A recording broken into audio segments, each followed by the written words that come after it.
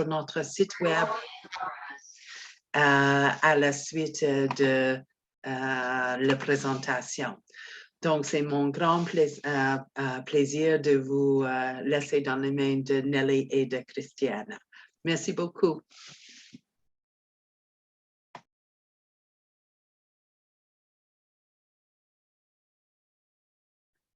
Okay, bonjour tout le monde. Est-ce que vous voyez bien mon écran? Oui, OK. Donc, je me présente, je m'appelle Nelly Fotopoula, je suis une conseillère en génétique et je travaille à l'Institut neurologique de Montréal. J'ai aussi mis une photo ici de ma collègue Nancy Anoha, c'est elle qui a fait tout mon entraînement et est ici aujourd'hui.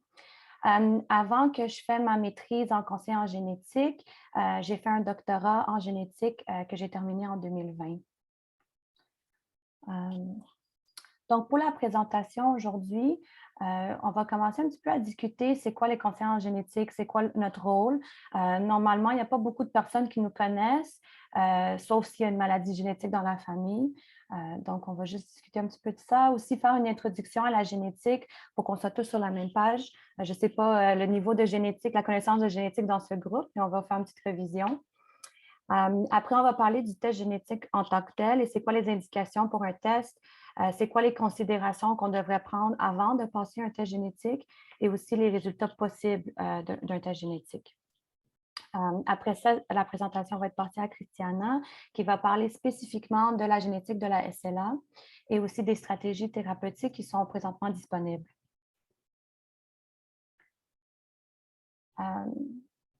Donc, juste pour mentionner aussi, des fois, je parle vite. Donc, si je parle trop vite, s'il vous plaît, laissez-moi savoir, je ralentis.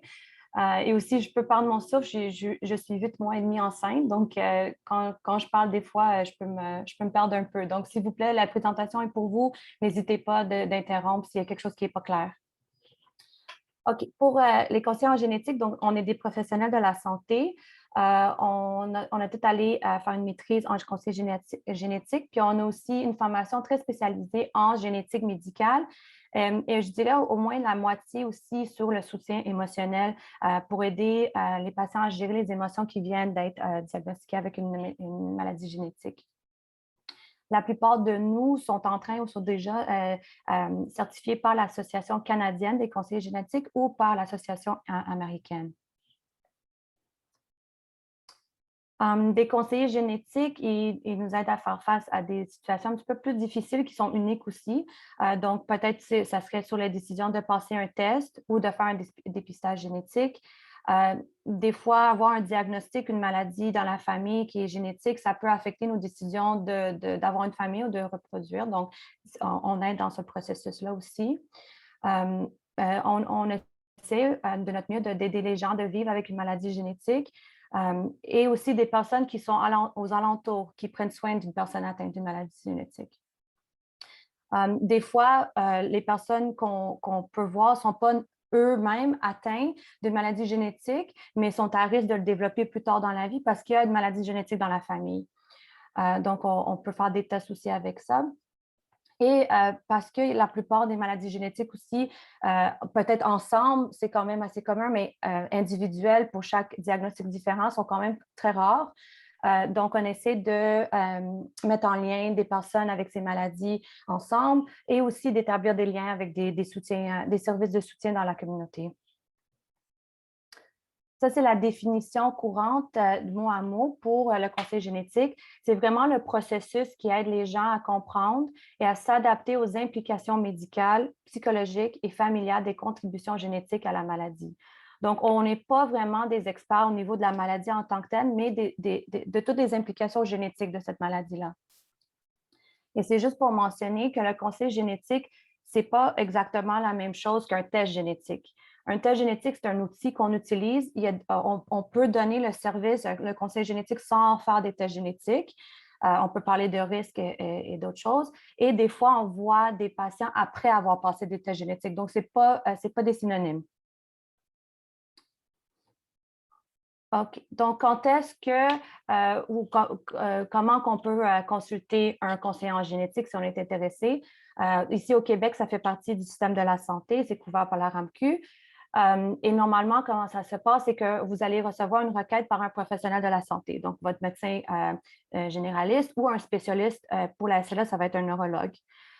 Il y a aussi une exception qu'on peut dire que si jamais il y a quelqu'un dans la famille qui a été identifié d'avoir une mutation dans un gène de la SLA, par exemple, cette personne-là, même s'ils ne sont pas atteints, ils n'ont pas de symptômes, ils peuvent se référer eux-mêmes à notre service. Donc, une fois qu'on connaît la famille, les autres membres de la famille n'ont pas nécessairement besoin d'une requête. C'est une fois qu'un gène a été identifié, le service devient disponible à vous. Dans le cas pour identifier ou consulter un conseiller en génétique, c'est vraiment si vous êtes diagnostiqué ou à risque d'une maladie génétique. À risque, on veut dire que vous avez des antécédents familiaux pour la maladie et un gène a été identifié dans la famille. Si vous êtes lié, donc le conseiller en génétique dans ce contexte, dans la SLA, c'est vraiment en neurologie, mais il y a d'autres domaines dont la génétique, des conseillers génétiques travaillent. Donc, ça peut être dans le cancer, ça peut être dans le prénatal, dans la pédiatrie. Donc, dans ces cas-là, les indications pour voir un conseiller génétique, ça peut être pour être lié à votre partenaire et si vous voulez des enfants. Ça peut être si le couple est au-dessus de 3 fausses couches ou des problèmes de fertilité. Ou si les personnes viennent d'une origine ethnique qui est éligible au dépistage. Donc, ça, si on peut penser, c'est des personnes peut-être qui viennent de la région du Saguenay-Lac-Saint-Jean ou de la Gaspésie, ou s'ils sont descendants de Juifs ashkénazis. Il y a certaines maladies qui sont plus communes dans ces communautés-là et on peut faire des dépistages génétiques spécifiques à ces populations si jamais les personnes sont intéressées. Donc, pour le test génétique spécifiquement, comme j'ai mentionné, ça pourrait être prescrit pendant une session ou peut-être non. Puis ça dépend aussi de qu'est-ce que les patients ils veulent. Des fois, ils ne veulent pas passer le test, des fois, ils veulent passer le test. Et aussi, j'ai mentionné que le test génétique, la session génétique peut suivre un test génétique qui a déjà été commandé et le conseiller va aider à discuter les résultats qui ont été trouvés à propos du test génétique. Donc, si jamais le test génétique a été indiqué, puis la personne a passé un test génétique, le conseiller en génétique peut aider cette personne-là à comprendre les résultats et aussi comment intégrer cette information-là dans leur vie, comment ça va être utilisé, cette information-là, pour passer, pour faire des décisions médicales. Aussi, il y a d'autres décisions plus sociales et psychologiques aussi qui peuvent être prises une fois qu'on confirme un diagnostic à travers un test génétique. Et aussi, un rôle important qu'on peut prendre, c'est de préparer les personnes émotionnellement pour des résultats non désirés. Et même, c'est quelque chose, des fois, qu'on réalise aussi, on sait que trouver un résultat négatif, quand on prend un résultat positif, donc on trouve un résultat, on trouve une mutation au niveau dans cette personne-là, c'est sûr qu'il y a vous pouvez imaginer que c'est des émotions difficiles, mais même quand on ne trouve pas un résultat, quand le résultat est négatif, des fois, si on a ça dans notre famille, il y a des émotions compliquées parce qu'on se sent coupable que nous, on ne l'a pas, puis quelqu'un d'autre peut l'avoir dans notre famille. Donc, c'est quand même un petit peu, c'est des émotions complexes quand même passer un test génétique. Normalement, c'est un prélèvement sanguin, notamment en neurologie, mais dans d'autres domaines, en génétique, ça peut être la salive, peut-être en pédiatrie si l'enfant ne veut pas passer un test sanguin. Et aussi en prénatal, ça peut être de prendre un échantillon du fluide amniotique ou même une biopsie du placenta. Donc, normalement, dans la session, qu'est-ce que vous pouvez attendre pour une session en génétique? C'est normalement 1 heure. On commence à demander quand même plusieurs questions au niveau de l'historique médical, des antécédents familiaux. On va construire quand même un arbre généalogique en détail de la famille. Et c'est sûr que tout ça, c'est fait avec la confidentialité. Et aussi, normalement, la session, ça a changé un peu depuis la COVID. Normalement, c'était en personne. Peut-être même cette présentation aurait dû être en personne. Mais la plupart, maintenant, c'est virtuel. On peut faire aussi des sessions par téléphone, mais on préfère de le faire virtuel parce qu'on a aussi des présentations, des fois, à partager, de montrer les résultats, etc. Une fois qu'on a pris toute cette information-là, là, on commence à pouvoir faire des estimations au niveau du risque dans la famille ou pour la personne, d'avoir une une forme héréditaire d'une maladie génétique. On peut aussi voir s'il y a une transmission au niveau de comment les gènes ou la maladie peut se transmettre dans les générations. Et aussi, dans ce temps-là, c'est là où on voit s'il y a un test génétique qui est disponible et si ça vaut la peine, si ça va être la bonne information qu'on peut retirer, puis si la personne donne son consentement de passer le test génétique. Donc, je ne sais pas s'il y a quelqu'un qui on va passer à la génétique maintenant, mais peut-être qu'il y a des questions au niveau de c'est quoi le rôle d'un conseiller en génétique ou c'est quoi le conseiller en génétique? Non? OK, parfait. OK, donc la génétique. On a beaucoup de cellules dans notre corps. On a des cellules qui fonctionnent pour être capables de voir, les cellules du yeux, dans notre foie, les neurones, des cellules du cerveau, etc. Et notre ADN est quand même pareil à travers notre corps. Donc, les différentes cellules vont être capables de faire leurs différentes fonctions dépendant sur les gènes qui sont retrouvés à travers l'ADN. Donc, juste pour vous donner une idée, il y a à peu près, si on prend toute l'ADN dans toutes nos cellules, puis on le mesure, ça va venir de où est-ce que vous êtes jusqu'à la Lune 365 fois.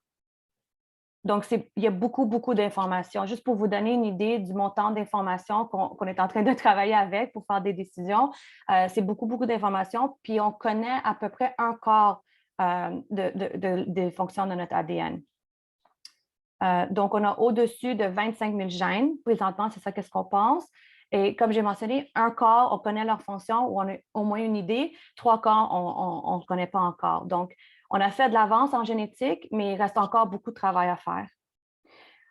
Et tandis parce qu'il y a tellement d'informations, tout notre ADN est enroulé pour faire des structures qui sont nommées des chromosomes. Donc, peut-être qu'il y en a entre vous qui ont déjà entendu des structures de chromosomes. On a 23 paires et ça, c'est présent à travers toutes nos cellules.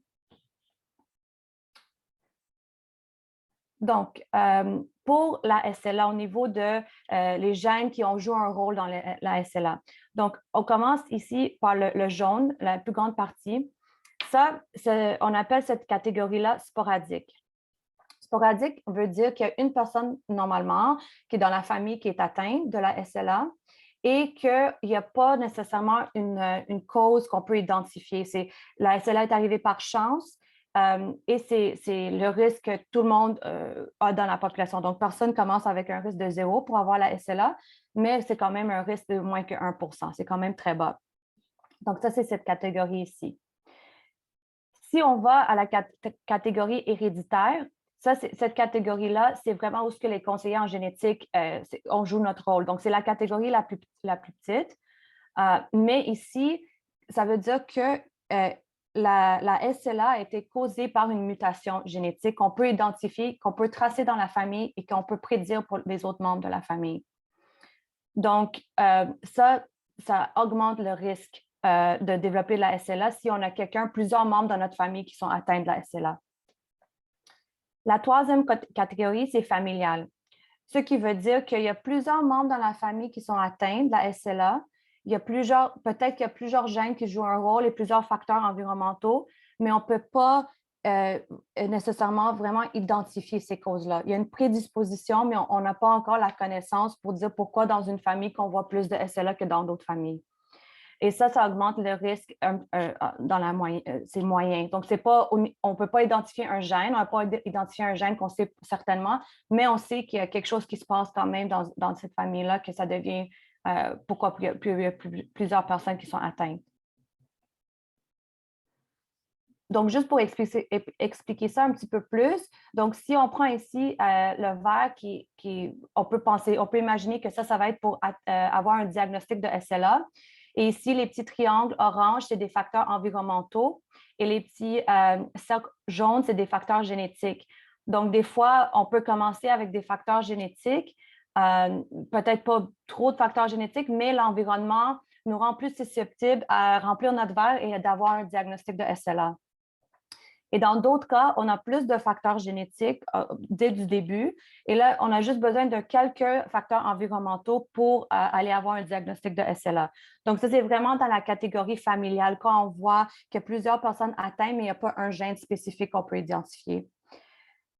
Et juste aussi pour mentionner que les facteurs environnementaux pour la SLA, on ne connaît pas encore. Donc, ça, c'est un domaine de recherche qui continue à être très intéressant. Donc, si on a plusieurs personnes dans la famille qui sont atteintes de la SLA, comment peut-on savoir si c'est héréditaire ou comment on peut essayer de distinguer les 3 catégories que je viens de vous présenter?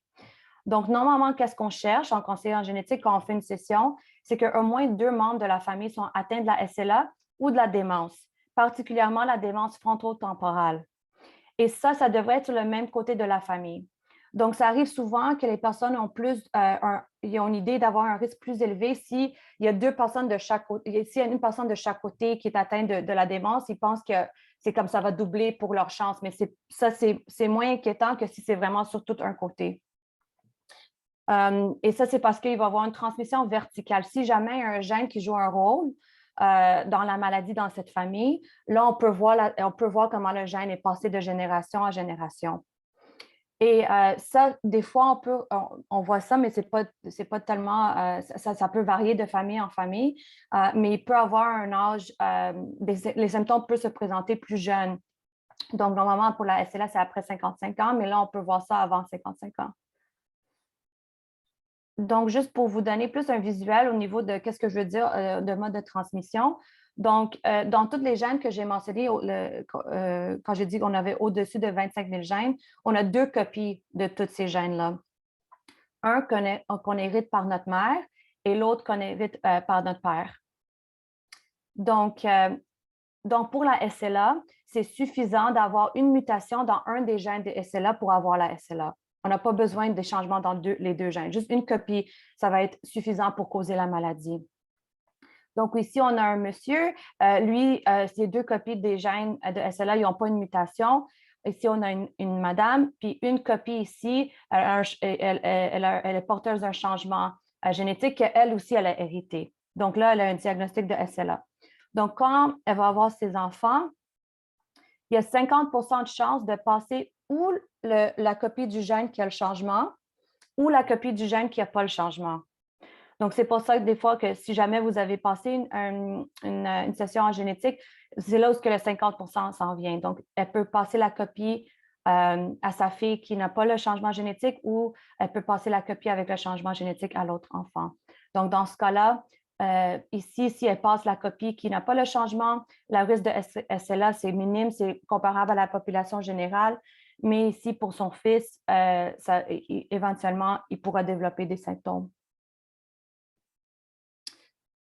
Donc, en disant tout ça, c'est sûr qu'on a mis des guides dans un sens pour essayer d'identifier c'est quoi les cas héréditaires de la SLA, mais il y a toujours des exceptions. On est des humains, c'est rien est noir et blanc. Et maintenant, on commence à retrouver que même dans des cas sporadiques, donc ça c'est quand il n'y a pas des antécédents familiaux de SLA, on peut voir que jusqu'à 15 de ces cas de SLA sporadiques ont des mutations au niveau des gènes SLA. Et ça peut être pour des raisons quand même, on ne sait pas exactement, mais peut-être que la famille est trop petite. Donc, on n'a pas l'opportunité de voir la SLA dans d'autres membres de la famille. Donc, s'il n'y a pas des frères et sœurs, on va pas voir le diagnostic, il n'y a pas d'une personne pour développer la maladie. D'autres fois, ça peut malheureusement que quelqu'un est décédé trop jeune. Donc, on n'a pas eu la chance de voir si la SLA allait se développer dans cette personne-là. Et aussi, il y a des formes de SLA, il y a le type de changement, le type de mutation dans des gènes de SLA. Il y en a peut-être, c'est pas aussi commun, c'est rare, mais peut-être que la maladie se développe vraiment plus tard. Donc, on peut le voir dans l'enfant, mais on ne le voit pas dans le parent et plus tard, le parent va le développer. Donc, on le prend comme un cas sporadique, mais en réalité, c'est un cas héréditaire. Donc, avant, ici à l'Institut neurologique, tous les nouveaux cas de SLA vont être testés, vont être offerts au moins de faire un test génétique. Mais avant, ce n'était pas le cas. Et ça a changé. Je vais vous expliquer pourquoi ça a changé. Donc, normalement, on n'offre pas des tests génétiques à des personnes qui n'ont pas des antécédents familiaux. Mais en 2011, il y a un nouveau gène qui a été découvert. Ce gène était associé à la démence frontotemporale. Et maintenant, ils ont trouvé que c'était associé aussi à la SLA. Et ce gène est nommé le C9ORF72. Et il y a des effets thérapeutiques pour ce gène-là. Donc, le fait qu'il y a des cas sporadiques qui sont héréditaires et le fait qu'il y a des essais thérapeutiques qui sont disponibles et qu'on a retrouvé un gène qui peut jouer un rôle à SLA, tout le monde est à faire le test pour ne pas manquer des personnes. Donc, quand je parle de tests, il y a 2 types de tests génétiques. Donc, on peut aller plus en détail maintenant. Il y a 2 tests génétiques, dont le premier, puis celui-là qu'on voit le plus souvent à la SLA, c'est le test diagnostique. Ce qui veut dire que la personne qui passe le test génétique est atteinte de la SLA. On offre le test génétique, il y a une possibilité d'identifier une mutation génétique. Et comme de notre diagramme, c'est quand même la plus petite possibilité, mais il existe une possibilité. Si jamais on retrouve une mutation génétique, il y a des implications pour d'autres membres de la famille, naturellement. Et ça peut apporter des émotions difficiles. Particulièrement, on voit souvent la culpabilité d'avoir transmis ce gène, mais en même temps, on essaie de rapporter que la personne aussi l'a hérité, puis c'est vraiment pas le choix à personne, puis c'est pas la faute à personne que ça arrive. En même temps, le fait qu'il y a des essais cliniques, des fois, il y a quelques patients qui veulent un gène qui soit identifié parce que ça veut dire qu'ils peuvent être éligibles à des essais cliniques. Donc, je ne sais pas si vous commencez à voir que quand même, il y a une différente façon de ressentir les tests comme ça. Les résultats possibles d'un test génétique, normalement, pour la première personne dans la famille, qui est testé, s'il y a 3 possibilités. Il y a un test négatif qui arrive la plupart du temps. Ça veut dire qu'on n'a rien trouvé au niveau des gènes, tout est normal. Puis ça, c'est tout basé sur des connaissances actuelles. Dans le futur, c'est possible d'avoir plus de tests ou peut-être la génétique change tellement rapidement que peut-être qu'il va y avoir un autre nouveau gène qui est découvert. Puis là, on peut revisiter de faire le test génétique.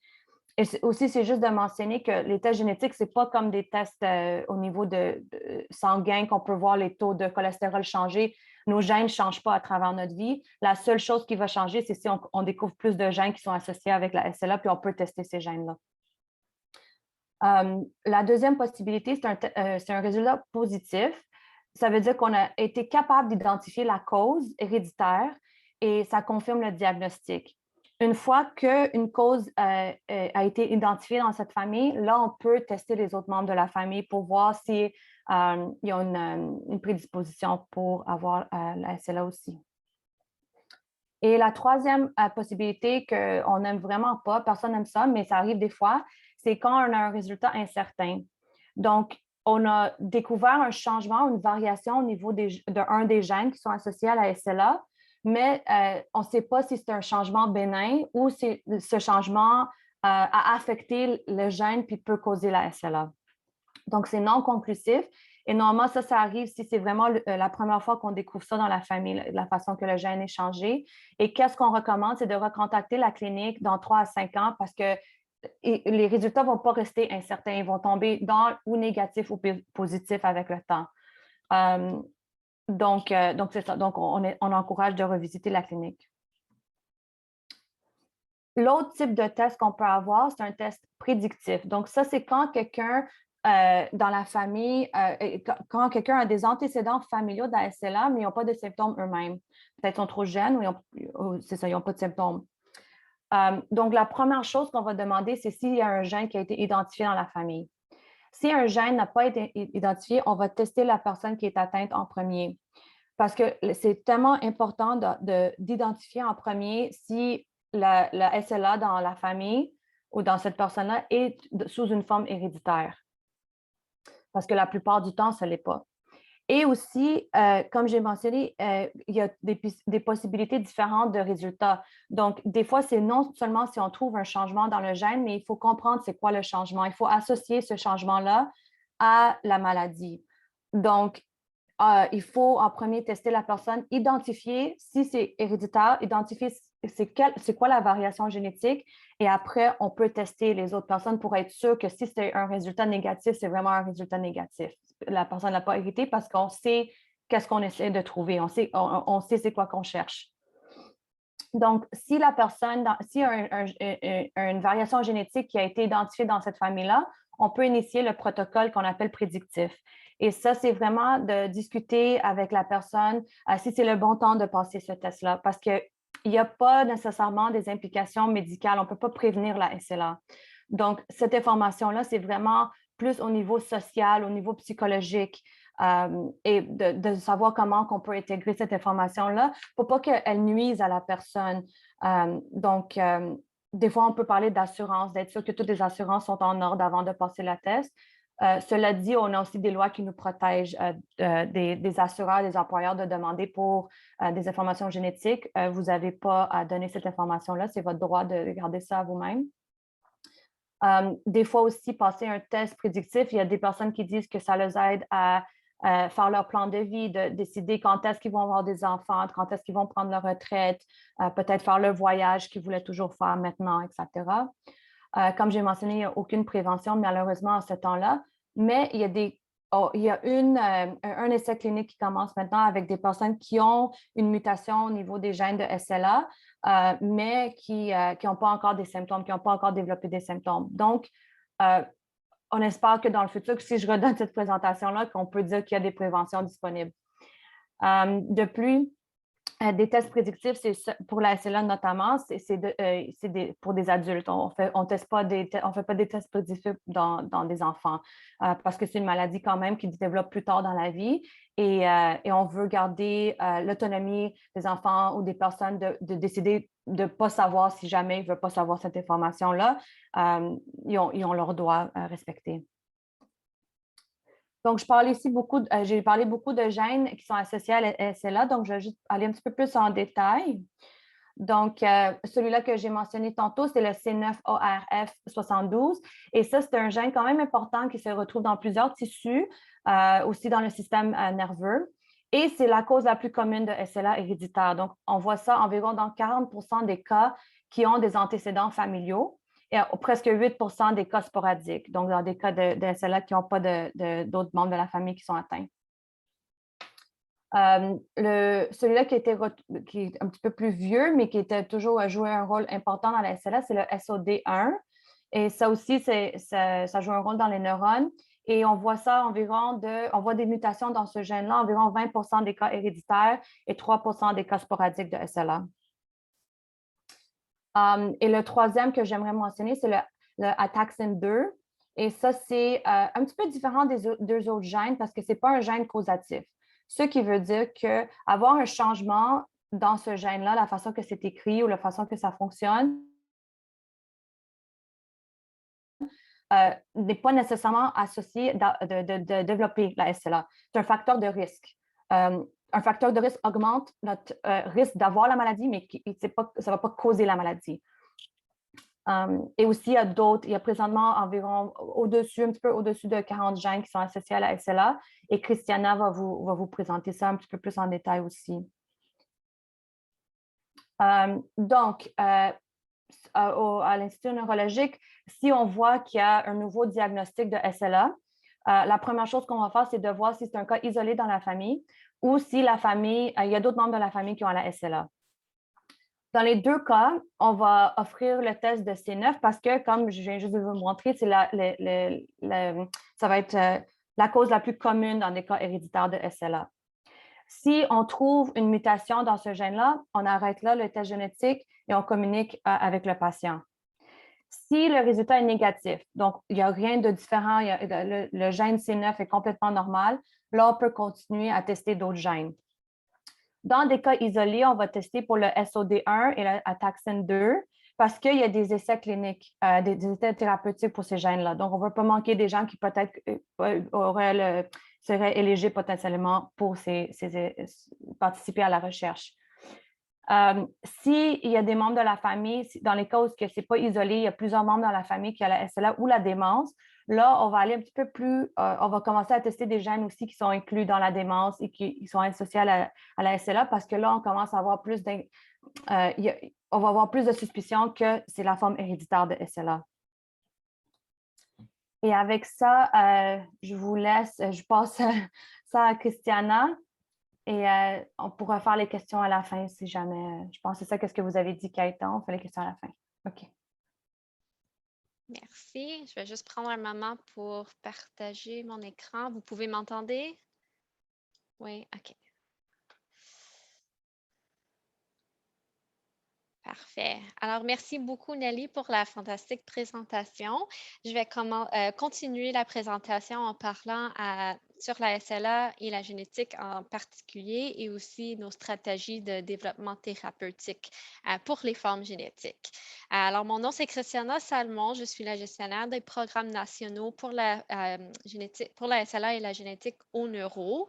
Ça fait 10 ans que je travaille au neuro cette année. Ça se peut que vous me connaissez de mon rôle antécédent qui était à gérer notre programme de recherche et d'essais cliniques. Et ça fait presque 2 ans que je travaille dans ce rôle ici. Au Québec, on est très chanceux. On a relativement facile accès aux tests génétiques au neuro. On a Nancy et Nelly. On est très chanceuse de les avoir. Par contre, en d'autres provinces au Canada, on n'a pas d'accès aux tests génétiques ou on a un accès très difficile. Alors, mon rôle, c'est essayer d'améliorer ceci au travers du pays. Je vais juste, je vais aussi m'excuser pour mon français. Ça fait presque 2 ans que j'habite à Toronto maintenant, alors j'utilise plus mon français à chaque jour. Alors, c'est un peu rusty. Je vais faire de mon mieux. Alors, la SLA et la génétique. Nelly a très bien expliqué la forme héréditaire, la forme familiale et la forme sporadique. Ceux-ci sont des termes qu'on utilise souvent dans la génétique. Par contre, si vous avez lu des rapports scientifiques sur la SLA ou des fact sheets, des infographiques, on va souvent se référer seulement à la forme familiale et la forme sporadique. Alors, je veux clarifier ceci parce que ça peut causer de la confusion. Alors, pour la SLA spécifiquement, quand on parle de la forme familiale, on se réfère surtout à la forme héréditaire. Alors, on peut tracer de génération à génération la SLA. Il y a plus que 2 membres de la famille. Alors, ceci, c'est la forme héréditaire, mais on l'appelle aussi dans la communauté scientifique pour la SLA, la forme familiale. Alors, je vais utiliser ce terme-ci pour le reste de ma présentation. La forme sporadique, c'est vraiment la forme sporadique. Il n'y a pas de cause qu'on peut associer. Ça inclut la forme familiale que Nelly a décrit où il y a des facteurs environnementaux combinés avec des facteurs génétiques qui vont causer la maladie. Alors, je vais utiliser ces 2 termes pour la présentation aujourd'hui. Oups. La SLA familiale, je vais utiliser cette abréviation dans la présentation aussi, et la SLA sporadique, je vais utiliser SALS dans la présentation, sont cliniquement indiscernables. Alors, on connaît qu'il y a plusieurs symptômes qui peuvent être associés à la SLA. On peut avoir la forme bulbaire, on peut commencer les symptômes dans un main, dans une jambe. Alors, on connaît que c'est une maladie avec une variété de symptômes. Par contre, quand je dis cliniquement indiscernable, c'est parce que la forme familiale et sporadique vont avoir les mêmes symptômes. Il n'y a pas un symptôme ou une forme physique, quelque chose qu'on peut physiquement décrire qui est différent entre la forme familiale et sporadique. C'est vraiment seulement les génétiques. Il y a encore des cas de SLA familiale avec une cause inconnue. Alors, vous pouvez voir dans le diagramme à droite, la petite portion en couleur mauve, c'est des cas familiales avec une forme inconnue. Alors, on n'a pas identifié la gène qui est associée avec cette famille. Ainsi, il y a des cas de sporadiques qui ont une étiologie génétique. Alors, on peut voir dans le diagramme à gauche ici la portion en différentes couleurs qui est assignée à différentes formes génétiques de la SLA. Et pourquoi je vous parle de ceci? C'est parce que même si on décrit 2 formes distinctes, la forme familiale et la forme sporadique, ils sont reliés. Alors, on a tous les mêmes gènes et quand on fait de la recherche sur la SLA, le plus qu'on comprend sur les formes génétiques, alors de plus qu'on identifie une nouvelle gène qui sont associées à causer ou un risque de causer la SLA, le meilleur qu'on peut comprendre la forme sporadique. Alors, ce sont toutes des gènes qui ont été découverts à être associés à soit une plus grande risque de causer la SLA ou ce sont causatifs. Alors, une mutation cause la SLA. Par contre, tous ces gènes, ils codent pour des protéines qui ont des fonctions normales dans notre corps.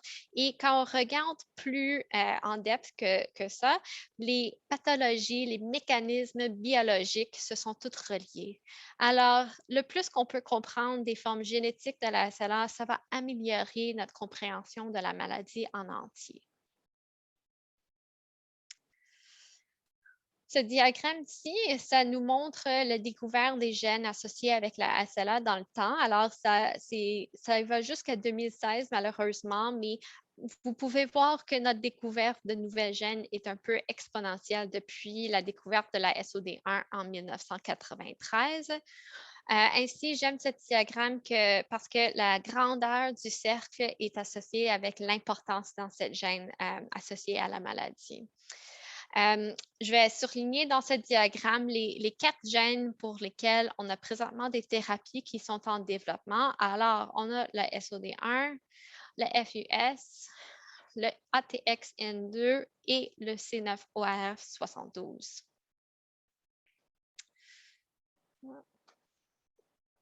Oups.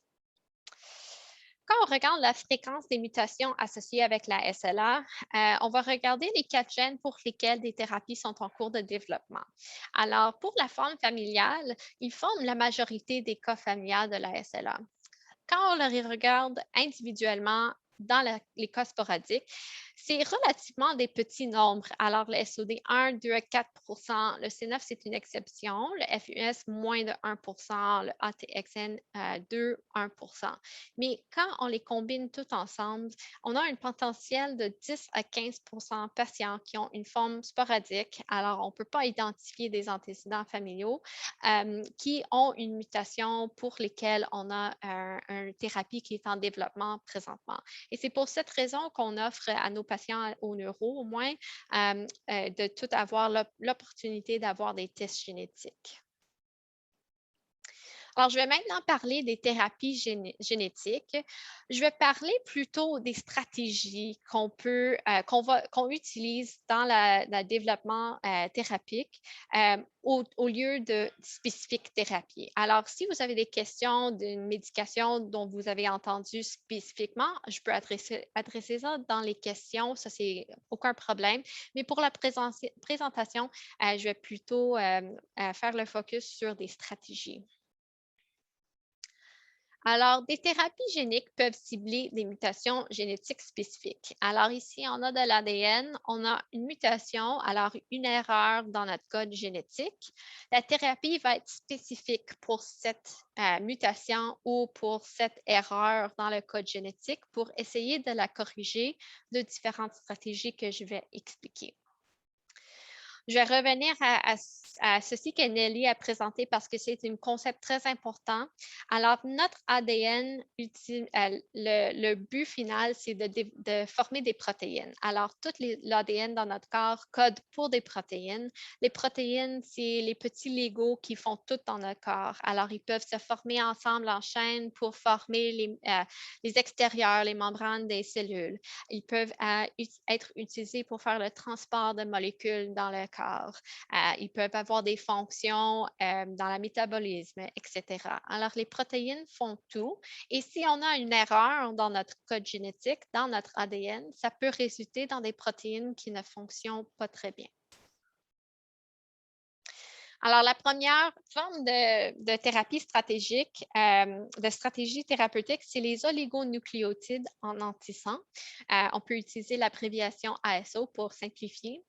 Ce sont des courts morceaux d'ADN synthétique. Alors, ce n'est pas de l'ADN humain, c'est l'ADN synthétique fabriqué dans un laboratoire.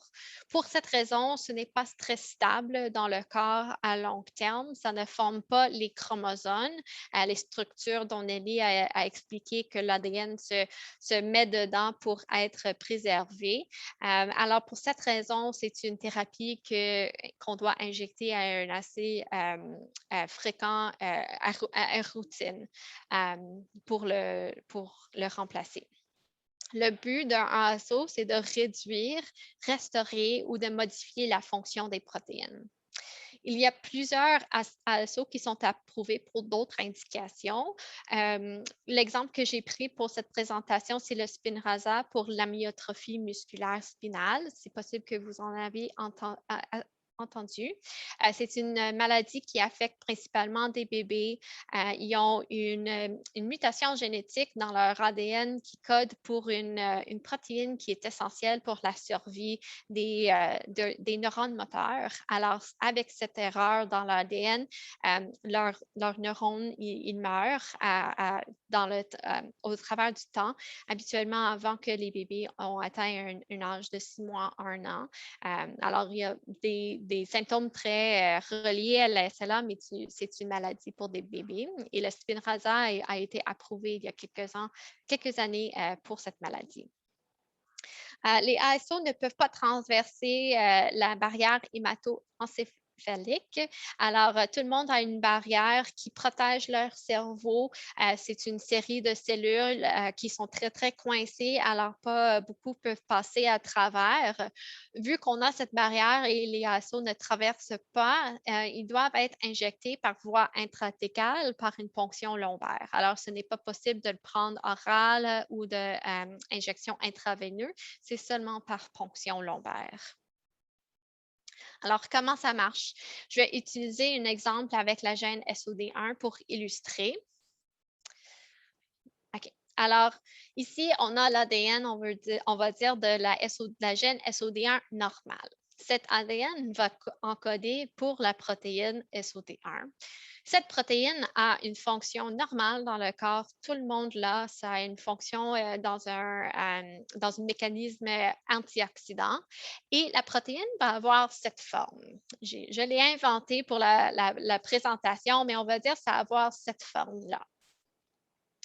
Quand on a une erreur dans notre ADN dans la gène SOD1, alors on a une petite erreur qui cause que la protéine qui est formée n'est pas bien formée. Alors, vous pouvez voir la différence, c'est pas très coincé, c'est pas une belle forme, c'est un peu partout, c'est très loose. Et qu'est-ce qui arrive? C'est que ces protéines mal formées vont se coller ensemble puis former ces plaques. On les appelle en anglais des aggregates. Ces plaques, c'est ça qui cause la SLA dans des individus qui ont une mutation dans la gène SOD1. Alors, en utilisant un oligonucléotide en antisense, la petite morceau de ADN synthétique va aller se coller à la gène SOD1. Alors, ça va aller se coller et en faisant ça, on ne peut pas transcrire l'ADN dans la protéine. Alors, l'ADN, c'est comme ça bloque l'ADN. On ne va pas avoir l'ADN qui se met en protéine et si on n'a pas de protéine qui se forme, on ne peut pas avoir ces plaques qui se forment non plus. Alors, c'est une belle stratégie. Il y a des désavantages aussi. C'est parce que l'ADN n'est pas spécifique à l'ADN muté seulement. Comme Nelly a expliqué, on a 2 copies de chacun de nos gènes. Alors, cette petite morceau de ADN synthétique va aussi aller se coller à la gène, la bonne gène normale qui n'a pas de mutation. Alors, ça va aussi prévenir la formation du bon protéine. Dans ce cas, on a d'autres mécanismes antioxydants dans notre corps. Alors, on espère qu'il y a une compensation, mais c'est un désavantage qu'il faut garder en tête quand même. Par contre, cette prochaine stratégie peut peut-être améliorer ce désavantage. Alors, la thérapie par anticorps. Les anticorps, c'est des protéines qui sont utilisées par le système immunitaire pour neutraliser les produits étrangers. Alors, qu'est-ce qui arrive? On a une bactérie ou un virus qui rentre dans le corps.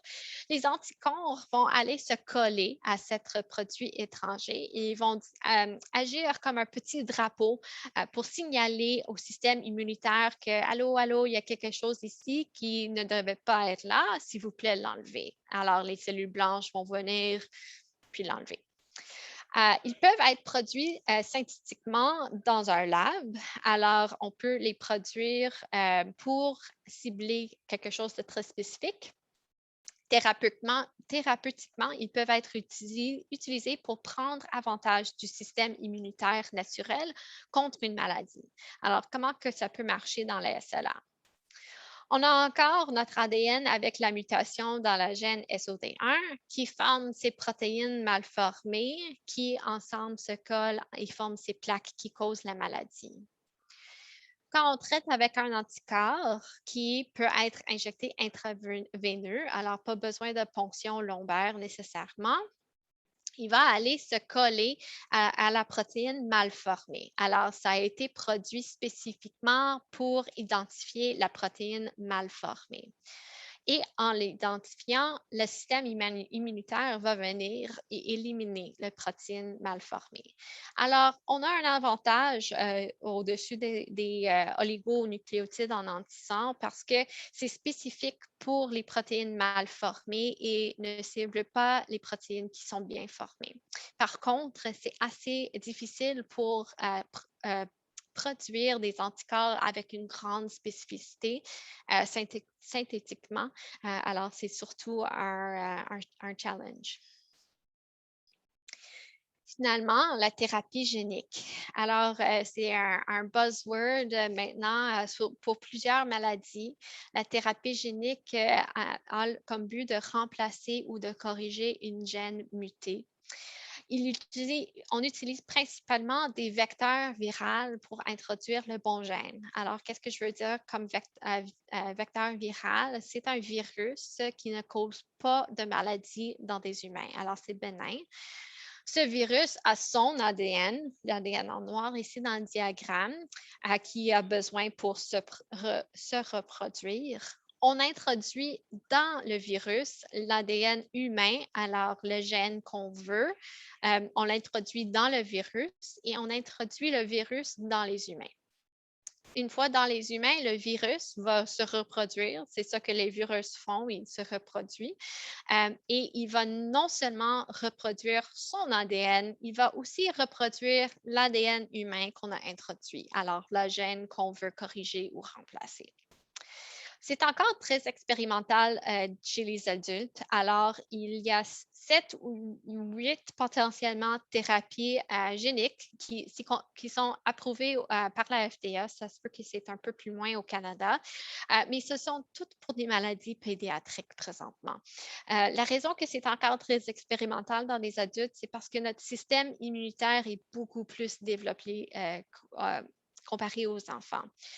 L'exemple le plus prominent serait le Zolgensma, encore pour l'amyotrophie musculaire spinale. C'est une injection intraveineuse que les bébés reçoivent une fois qu'ils sont nés et qu'on découvert qu'ils ont cette mutation génétique.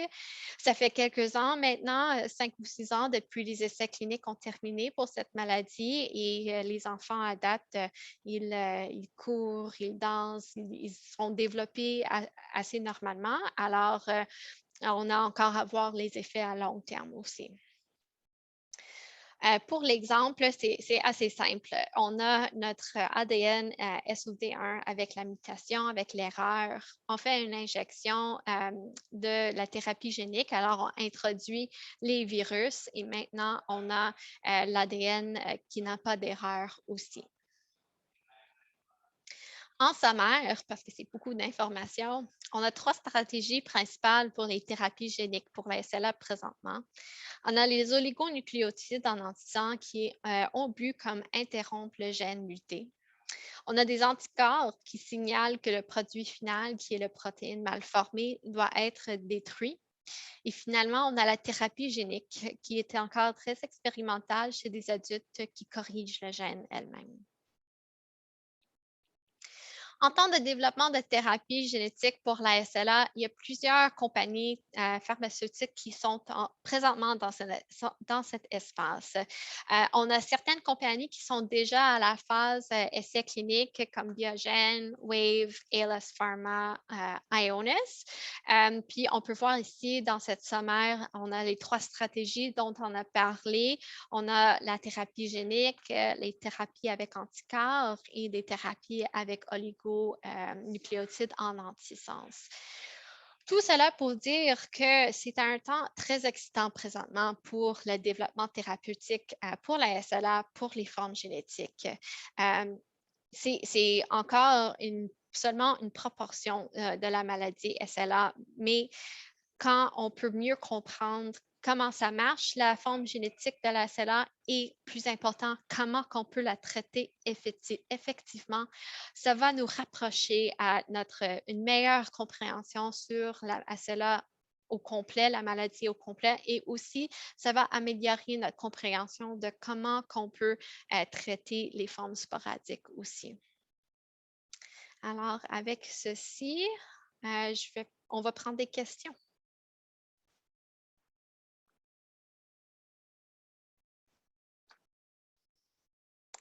Si vous voulez pas dire votre question sur le microphone, vous pouvez aussi le mettre dans la boîte de chat. Merci beaucoup, Christiana. Aussi, en bas, il y a une chose qui dit réaction. Vous pouvez payer sur ça pour lever la main. Aussi, si vous voulez mettre votre vidéo que nous voient les gens. Et est-ce qu'il y a des questions, s'il vous plaît?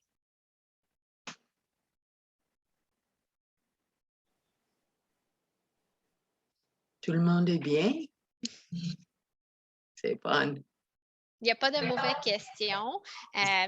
Comme Kate a dit, la conférence a été enregistrée pour mettre sur le site web de la société. Alors, si vous avez une question, c'est possible que quelqu'un d'autre a la même question. Alors, ne soyez pas gênés de demander des questions si vous en avez. Ou des commentaires. Est-ce qu'il y a quelque chose qu'on a manqué que vous aimez entendre dans le futur concernant la génétique? Je vais aussi inclure un document si vous voulez mettre votre commentaire. C'est la première fois que Christiana et moi on fait cette présentation-là. Donc, s'il y a quelque chose qu'elle a mentionné qu'on a manqué. Oh, OK, bonjour. Bonjour. Hello, c'est qui parle? C'est la femme de Chaim Maslia. Bonjour. Bonjour. Mon mari demande s'il y a un traitement pour le gène OPTN? OPTN.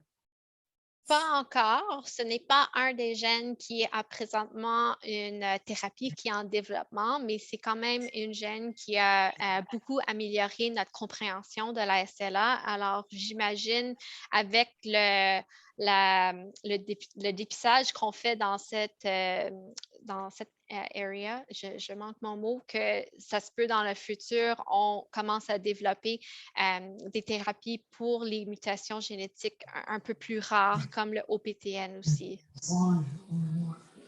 Est-ce que c'est quelque chose qui est dans un avenir rapproché ou très lointain? Mais je ne dirais pas dans le prochain année ou 2 ans, mais si des thérapies qui sont présentement en essai clinique, si on a quelque chose qui marche, j'imagine que ça va accélérer. Merci. Merci. J'ai quelques questions qui sont dans le chat. Le médicament on verra se situer dans quel type de thérapie? Okay, je vais prendre celle-là. Le médicament Edaravone n'est pas une thérapie génétique, alors ce n'est pas spécifique pour les formes génétiques de la SLA. Alors, je n'aime pas utiliser le mot générique, mais c'est plutôt un médicament qui, on pense affecte un mécanisme biologique qu'on pense est impliqué dans toutes les formes de SLA. Alors, encore, j'aime pas utiliser le mot générique nécessairement, mais c'est pas spécifique pour les formes génétiques. Merci beaucoup. Et est-ce que vous connaissez les recherches sur CRISPR? Est-ce que cela pourrait être envisagé éventuellement? Nelly, Je peux prendre celle-là, oui. Oui. Donc, CRISPR, c'est une autre forme, c'est pas autant une thérapie génique, gene therapy, ça c'est nommé gene editing. Donc, ça, c'est un peu différent. Ce n'est pas la même façon qu'une thérapie génique qu'on va introduire le bon gène à travers des virus pour aller régulariser le montant de l'expression du gène. CRISPR, c'est vraiment d'aller dans l'ADN, de notre ADN humain, et d'aller couper et mettre remplacer le gène qui est, dans un sens, mal écrit avec le gène bien écrit. Ça, c'est vraiment, ils font ça souvent, on a vu dans des systèmes d'animaux et des choses comme ça. Il y a un instance que c'est fait dans des humains. La première fois que ça a été fait, ce n'était pas sous des formes, on peut dire, éthiques. Donc, il avait mis ça parce qu'on ne sait pas comment que ça peut affecter le reste de l'ADN. C'est vraiment quelque chose qu'on y va tranquillement. Mais ils ont fait un essai avec des personnes qui font l'anémie, sickle cell anemia. Je ne sais pas exactement comment le traduire en français, mais sickle cell anemia, c'est vraiment un changement génétique spécifique. Et c'était un cas vraiment idéal pour essayer de faire, d'utiliser CRISPR. Donc, dans ce cas-là, ils l'ont fait. Et c'était un succès, mais c'est environ 2 millions de dollars cette thérapie-là présentement parce que ça prend tellement d'efforts. Donc, oui, éventuellement, je pense qu'on va être là, mais d'aller changer la façon que notre ADN est écrit et de faire d'une façon qui n'a pas des effets non désirés dans d'autres parties de l'ADN est quand même quelque chose qui va prendre quelques années à développer. Et là, on commence à vraiment demander des questions éthiques c'est où la ligne de qu'est-ce qu'on peut changer ou non. C'est sûr que c'est une maladie comme le SLA, c'est clair que ça peut être c'est un bénéfice, mais c'est quelque chose qui est vraiment en discussion maintenant. Puis c'est ça, il y a beaucoup de choses à faire avant d'appliquer cette technologie-là. Je vais juste ajouter que le CRISPR, premièrement, a été une découverte très, très importante pour la recherche fondamentale. On l'utilise dans beaucoup de laboratoires. Ça a beaucoup accéléré nos connaissances de plusieurs maladies. Je vais aussi ajouter que j'ai utilisé l'exemple de la gène SOD1 dans mes exemples parce que c'est un exemple très simple. On a notre code génétique, il y a une erreur à un endroit qui cause la maladie. Puis, on sait que c'est le terme immunologique qu'on utilise en anglais, c'est toxic gain of function. Alors, on acquis quelque chose qui est toxique. Alors, la protéine mal formée qui se fait en petites plaques est toxique. Alors, on sait, ça c'est très clair, ça fait plusieurs années qu'on connaît cette gène. Par contre, si on prend l'exemple du gène C9, ce n'est pas une seule erreur dans l'ADN. Je ne sais pas de la terminologie en français, mais c'est une répétition d'une petite code ADN. Et c'est cette répétition, milliers et milliers de fois, qui cause la maladie. Mais on ne comprend pas pourquoi encore. On ne comprend pas si c'est on acquis quelque chose de toxique ou cette multiplication de l'ADN cause qu'on manque quelque chose. Et si on vient avec le CRISPR puis on dit, ben, on va juste tout l'enlever, ça peut avoir des effets très, très négatifs si on ne comprend pas à la base c'est quoi le mécanisme de ce changement dans l'ADN qui cause la maladie. Alors, on va y arriver, j'imagine. C'est un autre hot topic, mais il faut bien comprendre, comme Nelly a dit, ça va être quoi les effets sur l'ADN. Merci beaucoup. Il y a une autre question dans le chat. Y a-t-il des développements qui s'en viennent concernant le gène TARBP? Oui. Moi, je dirais que j'étais très surpris qu'on a eu un essai clinique pour le ATXN2 avant quelque chose pour TDP-43 ou TARDBP parce qu'on a beaucoup d'évidence dans les recherches fondamentales que cette gène est aussi impliquée dans les formes sporadiques où il n'y a pas un changement génétique même, où il n'y a pas de histoire familiale. Il y a quelque chose qui s'en vient relié à ça. C'est pas nécessairement pour le TDP-43 elle-même, c'est un oligonucléotide en antisense pour un autre gène, mais c'est relié en mécanisme biologique à la TDP-43, alors c'est similaire. Et on espère aussi que celle-là va être non seulement pour les formes génétiques, alors pour les individus qui ont une mutation dans cette gène, mais aussi pour ceux qui ont la forme sporadique où il n'y a pas une mutation génétique qui a été identifiée.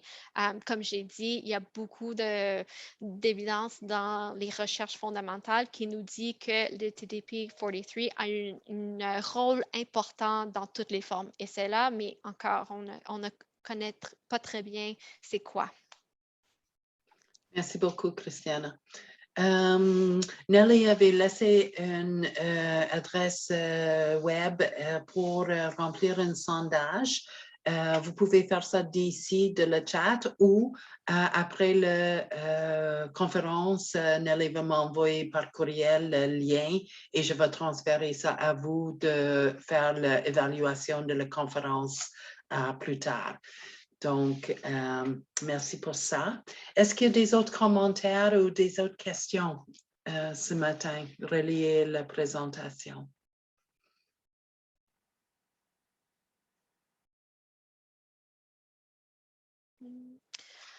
J'ai la SLA sporadique.